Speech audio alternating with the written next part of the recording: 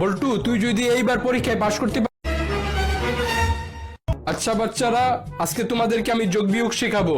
যেমন 1-এর সাথে 1 যোগ করলে 2 হয়, 2-এর সাথে আবার 1 যোগ করলে 3 হয়, ওই 3-এর সাথে আবার 1 যোগ করলে 4 হয়। আচ্ছা বল্টু, মনে কর তোরে আমি একটা বিড়াল দিলাম, তারপর আবার আরেকটা বিড়াল দিলাম, তারপর আবার আরেকটা বিড়াল দিলাম, তাহলে তোর কাছে কয়টা বিড়াল হইলো? স্যার 4টা।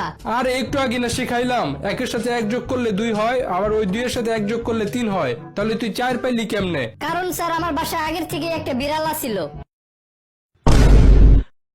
বল্টু, আমার খুব পানি পিপাসা লেগেছে, 1 বোতল পানি কিনে দাও। আচ্ছা, পানির সাথে কি তেঁতুলের আচার আনবো? তাহলে তাড়াতাড়ি আনো, তেঁতুলের নাম শুনে আমার মুখে পানি চলে এসেছে। তাইলে তো ভালোই হইলো, এই পানি দিয়া তোমার পিপাসা মিটায়া নাও। দোস্ত, আমি একটা জিনিস এখনো বুঝতে পারলাম না। কি বুঝতে পারলি না? ছেলেরা মেয়েদের পিছে পিছে ঘুরে নাকি মেয়েরাই ছেলেদের সামনে সামনে ঘুরে?